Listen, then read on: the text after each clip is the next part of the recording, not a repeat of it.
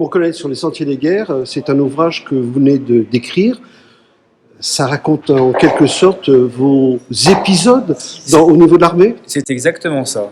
Ce sont des récits, des fragments de mes différentes opérations que j'ai faites au 27e bataillon de chasseurs alpins et sur d'autres postes. Quel souvenir vous gardez de ces, on va dire, de ces différents parcours?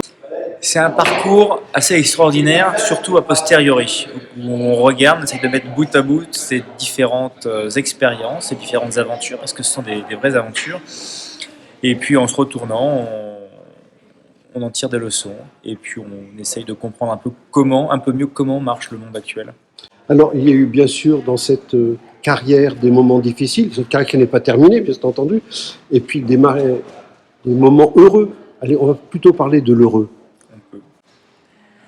Il y a des moments extraordinaires. Ce qui ressort de ces années d'aventure, c'est avant tout la camaraderie, la fraternité d'armes et ce qu'on arrive à faire collectivement ensemble. Voilà. Dans un contexte effectivement compliqué, souvent hostile, où l'environnement est assez oppressant. Mais c'est cette camaraderie, cet esprit d'équipe qui permet justement d'aller de l'avant et de remplir les missions qui sont confiées aux armées françaises.